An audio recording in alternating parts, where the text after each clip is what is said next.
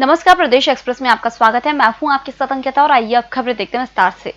शिवराज सरकार की महिला एवं बाल विकास मंत्री इमरती देवी का एक और वीडियो सोशल मीडिया पर तेजी से वायरल हो रहा है, जिसके बाद सवाल उठने लगा है कि क्या इमरती देवी को हार का डर सता रहा है। डबरा विधानसभा में चुनावी सभा के दौरान इमरती कह रही हैं कि अगर इमरती हार भी जाएगी तो भी मंत्री रहेगी। लगभग 32 सेकंड का यह वीडियो सोशल मीडिया पर तेजी से वायरल हो रहा है।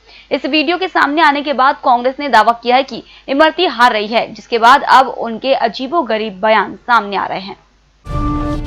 निलंबित स्पेशल डीजी पुरुषोत्तम शर्मा ने अब मुख्यमंत्री शिवराज सिंह चौहान को पत्र लिखा है। उन्होंने अपने ऊपर हुई कार्रवाई को गलत बताया है। अपने बचाव में शर्मा ने कहा, कई बड़े अफसरों की महिलाओं के साथ आपत्तिजनक स्थिति में वीडियो सामने आ चुके हैं, फिर उन पर कार्रवाई क्यों नहीं की गई। जबलपुर रेलवे स्टेशन पर जीआरपी ने हवाला के 1.25 करोड़ रुपए से अधिक नकद पकड़े हैं। जानकारी के मुताबिक देर रात मुंबई जा रहे एक सराफा कारोबारी के पास 1.25 करोड़ से अधिक की राशि और चांदी के 6 किलो 150 ग्राम जेवरात जब्त किए गए हैं। कई दिनों से हवाला के पैसे ट्रेन से ले जाने की शिकायतें मिल रही थी, जिसके बाद जीआरपी ने सुरक्षा बढ़ा दी थी। इसी दौरान यह पैसे बरामद किए गए। सितंबर का एक महीना कोरोना काल के 6 महीनों पर भारी पड़ा। भोपाल में शुरुआती 5 महीने में जहां 295 कोरोना संक्रमित मरीजों की मौत हुई थी, वहीं अकेले सितंबर में 121 मरीजों ने इलाज के दौरान दम तोड़ दिया। यही नहीं, कोरोना संक्रमण की रफ्तार भी कहीं अधिक है। यहां मार्च से अगस्त तक जहां 11,314 मरीज मिले थे, वहीं सितंबर में 7,897 मरीज सामने आए हैं। इंदौर में अब तक के सबसे ज्यादा 495 नए मरीज सामने आए, जबकि 6 की मौत हो गई। यहां अब एक्टिव मरीज 4,566 हो गए हैं। यहां अब तक 24,970 संक्रमित मिल चुके हैं और 19,825 ठीक हो चुके हैं। रिकवरी रेट 79.39 है। 578 मरीजों की मौत हो चुकी है। उधर शहर कांग्रेस अध्यक्ष विनय बाकलीवाल भी कोरोना संक्रमित पाए गए हैं। गुरुवार सुबह खांसी और हाथ पैर दर्द के बाद जांच करवाई गई तो उनकी रिपोर्ट पॉजिटिव आई। उसके बाद वे आइसोलेट हो गए, लेकिन बुधवार तक पार्टी के सभी कार्यक्रमों और बैठकों में शामिल हुए। नवरात्र उत्सव के लिए गृह विभाग नई गाइडलाइन तैयार करेगा। केंद्र के अनलॉक 5 के बाद विभाग को नवरात्र में हर चीज के लिए स्पष्ट निर्देश जारी करने के लिए कहा गया है। मुख्यमंत्री शिवराज सिंह चौहान ने गुरुवार को प्रदेश में कोरोना की स्थिति की समीक्षा करते हुए इसके निर्देश दिए। गृह विभाग ने पिछले दिनों नवरात्र उत्सव के लिए गाइडलाइन जारी की है। इसमें प्रतिमाओं की ऊंचाई अधिकतम 6 फीट और पंडाल का आकार 10 बाई 10 फीट रखने के निर्देश दिए गए हैं। जुलूस व गरबा भी प्रतिबंध है। प्रतिमा विसर्जन में 10 लोगों से ज्यादा को अनुमति नहीं दी जाएगी। मध्य प्रदेश में पत्नी की पिटाई मामले में निलंबित डीजी रैंक के अफसर पुरुषोत्तम शर्मा ने आईपीएस एसोसिएशन और डीजीपी को सख्त लहजे में पत्र लिखा। उन्होंने कहा कि थोड़ी सी शर्म बची हो तो मुख्यमंत्री को ज्ञापन दे। अब तक कितने आईएएस और आईपीएस के आपत्तिजनक वीडियो आ चुके हैं, लेकिन आज तक कार्रवाई नहीं की गई। मैंने तो अपनी रक्षा में पत्नी का सामना किया। राजधानी में 15 अक्टूबर से मल्टीप्लेक्स की स्क्रीन पर शहर के लोग फिल्म देखने का लुत्फ उठा सकेंगे, लेकिन टॉकीजों में फिल्मों का प्रदर्शन नहीं होगा। इसकी वजह टॉकीज को दर्शकों की आधी क्षमता के साथ संचालित करने पर संचालन खर्च की भरपाई नहीं होना है। शहर के विभिन्न मॉल और शॉपिंग कॉम्प्लेक्स में संचालित मल्टीप्लेक्स के प्रबंधन से जुड़े अधिकारियों ने बताया कि मल्टीप्लेक्स में कोविड गाइडलाइन के अनुसार जरूर बदलाव भी किए जाएंगे। मुरैना जिले के पोरसा में अनिरुद्धपुरा में रहने वाले रिटायर्ड फौजी शिवराज माहो के एकलौते बेटे नागेंद्र का बुधवार को अपहरण हो गया। नागेंद्र बुधवार को दोपहर 2:30 बजे घर से बाइक लेकर नागाजी जिम के लिए निकला था। बाइक एक खेत में खड़ी मिली। सुबह 4:39 पर अपहरणकर्ताओं ने युवक के मोबाइल से शिवराज को कॉल कर 23 मिनट बात की और फिरौती के रूप में 50 लाख रुपए की रकम मांगी। पोरसा पुलिस ने अज्ञात आरोपी के खिलाफ फिरौती के लिए अपहरण करने का मुकदमा दर्ज किया है। नागेंद्र लॉकडाउन से पहले ग्वालियर में निर्माण कोचिंग में पीएससी की तैयारी कर रहा था। राज्य कर विभाग की एंटी एविजन विंग ने ग्वालियर के साथ ही भिंड और मुरैना की पंचायतों में सीमेंट, बजरी, सरिया, गिट्टी सप्लाई करने वाली फर्म टीआईएस ट्रेडर्स पर गुरुवार को छापा डाला। छापे की कार्रवाई फर्म के 7 नंबर चौराहा मुरार स्थित ऑफिस और बड़ा गांव के पास स्थित व्यावसायिक ठिकाने पर की गई। प्रारंभिक जांच में फर्म संचालक विजय राणा द्वारा 1.5 करोड़ रुपए से की चोरी करना पाया गया है।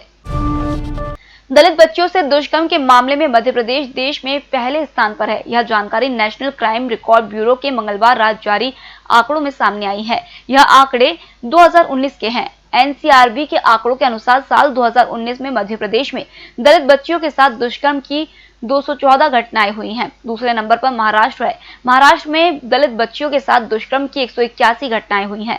तीसरे नंबर पर हरियाणा है। यहां दलित बच्चियों के साथ दुष्कर्म की 106 घटनाएं हुई हैं, जबकि देश भर में दलित बच्चियों के साथ दुष्कर्म की कुल 1116 घटनाएं हुई हैं। कोरोना संक्रमण के लिहाज से अक्टूबर का महीना आफत भरा हो सकता है। अक्टूबर में इंदौर सहित मध्य प्रदेश में कोरोना के पॉजिटिव केस बढ़ेंगे। इसमें सर्दी का मौसम और त्योहार मुख्य चुनौती होंगे। त्योहारों के दौरान ग्रामीण क्षेत्र से शहरों में और शहरों से गांवों में आवागमन बढ़ेगा तो कोरोना के केस और बढ़ सकते हैं। गुरुवार को इंदौर आए राज्य शासन के अपर मुख्य सचिव मोहम्मद सुलेमान ने यह आशंका जाहिर की है। कोरोना से बचाव की तैयारियों की समीक्षा करने आए स्वास्थ्य विभाग के अपर मुख्य सचिव सुलेमान ने कहा कि अभी तो गर्मी है, लेकिन जैसे जैसे ठंड बढ़ेगी फ्लू, निमोनिया, टाइफाइड के केस के साथ कोरोना संक्रमण भी बढ़ सकता है। मध्य प्रदेश के 28 सीटों पर होने वाले विधानसभा चुनावों के लिए कांग्रेस 24 उम्मीदवारों की घोषित कर चुकी है, जबकि भाजपा ने अभी तक एक भी उम्मीदवार घोषित नहीं किया है। माना जा रहा है कि 25 सीटों पर संभावित उम्मीदवार वही नेता हैं जो कांग्रेस छोड़कर भाजपा में शामिल हुए हैं, लेकिन सूत्रों का कहना है कि भाजपा सिंधिया समर्थक उन 4-5 पूर्व विधायकों का टिकट काटना चाहती है जिन पर हार का खतरा मंडरा रहा है। उधर सिंधिया अड़े हुए हैं कि किसी का भी टिकट नहीं काटा जाए। ऐसे में सिंधिया को मनाने के लिए संघ ने मोर्चा संभाला है। उत्तर प्रदेश के हाथरस में हुई दुराचार की वारदात के बाद से देश भर में आक्रोश है। इस बीच मध्य प्रदेश के खरगोन जिले से भी ऐसा ही मामला सामने आया है। यहां 15 साल की किशोरी का अपहरण कर 3 लोगों ने दुष्कर्म किया। किशोरी की जान से भी मारने की धमकी दी गई। इतना ही नहीं, विरोध करने पर दरिंदों ने पीड़िता के भाई के साथ भी जमकर मारपीट की और फरार हो गए। घटना के बाद यहां भी आक्रोश है। इधर कांग्रेस ने शिवराज सरकार पर तंज कसते हुए कहा है कि क्या इसी राक्षस राज लाने के लिए विधायकों को खरीदा था। मध्य प्रदेश में पत्नी की पिटाई मामले में निलंबित डीजी रैंक के अफसर पुरुषोत्तम शर्मा ने आईपीएस एसोसिएशन और डीजीपी को सख्त लहजे में पत्र लिखा है। उन्होंने कहा कि थोड़ी सी शर्म मची हो तो मुख्यमंत्री को ज्ञापन दें। अब तक कितने आईएएस और आईपीएस के आपत्तिजनक वीडियो आ चुके हैं, लेकिन आज तक कार्रवाई नहीं की गई। मैंने तो अपनी रक्षा में पत्नी का सामना किया। उन्होंने कहा कि मामले में जांच तक नहीं की गई है। मैंने समय पर जवाब दिया, उसके बाद तथ्यों को बिना जांचे सिर्फ फैसला कर दिया गया। शर्मा ने कहा कि उन्होंने गृह मंत्री और मुख्यमंत्री को भी पत्र लिखा है। राजधानी भोपाल का सरकारी जेपी हॉस्पिटल एक बार फिर विवादों में है। इस बार यहां बच्चा बदलने का मामला आया है। बताया जा रहा है कि महिला के भाई ने लड़का मिलने के बाद उसके फोटो सभी रिश्तेदारों को भेजी थी। करीब 20 मिनट बाद अस्पताल प्रबंधन ने कहा कि गलती हो गई, आपके यहाँ तो बेटी हुई है। ऐसा कहते हुए लड़की देकर लड़के को अपने साथ ले गए। इसके बाद अस्पताल में हंगामा मच गया। हंगामे की सूचना मिलते ही हबीबगंज पुलिस मौके पर पहुंची और मामले को शांत कराने की कोशिश की। वहीं अस्पताल में हंगामा होने की सूचना पर सिविल सर्जन भी मौके पर पहुंचे और सफाई दी। राजधानी में कोरोना का संक्रमण लगातार बढ़ता जा रहा है। आज भोपाल में 272 नए केस सामने आए हैं, पर इस बात का संकेत है कि अक्टूबर माह अगस्त और सितंबर से ज्यादा सितमगर होने वाला है। गौरतलब है कि सितंबर में केवल एक ही दिन में 200 से कम संक्रमित मिले हैं, वरना पूरे सितंबर में आंकड़ा 200 के पार ही रहा। अब अक्टूबर में स्थिति और खराब होने वाली है। शहर में कोरोना मामले बढ़ने के बावजूद मरीज अस्पताल में भर्ती होने के बजाय होम आइसोलेशन में रहना ज्यादा पसंद कर रहे हैं। मध्य प्रदेश की राजधानी भोपाल में कोरोना का संक्रमण 7 महीने बीत जाने के बाद भी कहर ढा रहा है। हर दिन की तरह अक्टूबर के प्रथम दिन ही संचालक जनसंपर्क आशुतोष प्रताप सिंह सहित 272 नए पॉजिटिव मरीज मिले हैं। गुरुवार को पॉजिटिव मिलने वालों में सेंट्रल जेल से एक कैदी की रिपोर्ट पॉजिटिव आई है। सीएसपी ऑफिस टीटी नगर से एक व्यक्ति कोरोना संक्रमित निकला है। एम्स से एक व्यक्ति की रिपोर्ट पॉजिटिव आई है। जेपी से एक व्यक्ति संक्रमित निकला है। वहीं गांधी मेडिकल कॉलेज में 3 लोगों की रिपोर्ट पॉजिटिव आई है। सीआरपीएफ अस्पताल से 6 लोगों की रिपोर्ट पॉजिटिव आई है।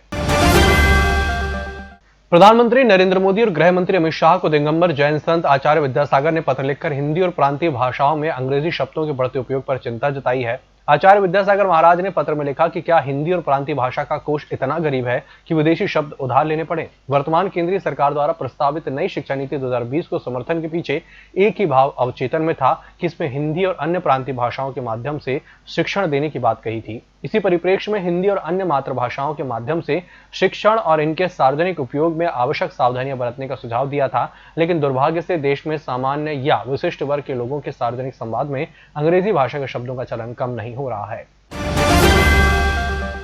कांग्रेस नेता राहुल गांधी के साथ यूपी पुलिस द्वारा धक्का मुक्की किए जाने के विरोध में राजधानी भोपाल में कांग्रेस ने यूपी के सीएम योगी आदित्यनाथ का पुतला दहन किया। कांग्रेस विधायक आरिफ मसूद के नेतृत्व में लिली टॉकीज चौराहे पर बड़ी संख्या में कांग्रेसियों ने एकत्रित होकर मुख्यमंत्री योगी आदित्यनाथ का पुतला दहन कर भारी रोष जताया और यूपी सरकार को बर्खास्त करने की मांग की। वहीं उत्तर प्रदेश में लागू संपूर्ण जंगल राज और गुंडाराज के विरोध में मध्य प्रदेश कांग्रेस की महिला इकाई ने विरोध प्रदर्शन किया। और मध्य प्रदेश में मानसूनी सीजन समाप्त हो गया है। मानसूनी सीजन का 30 सितंबर को आखिरी दिन था। ग्वालियर और उज्जैन संभाग से गुरुवार से मानसून की विदाई का सिलसिला शुरू हो सकता है। आने वाले 48 घंटों में ग्वालियर उज्जैन से मानसून की विदाई हो जाएगी, जबकि राजधानी भोपाल से मानसून की विदाई में फिलहाल थोड़ा और समय लग सकता है। राजस्थान, दिल्ली, पंजाब राज्यों से मानसून की विदाई शुरू हो गई है। इसका असर अब एमपी पर भी पड़ रहा है। मानसून की विदाई के समय कुछ इलाकों में हल्की और रिमझिम बारिश होने के अनुमान है। इस बुलेटिन में फिलहाल इतना ही। नमस्कार।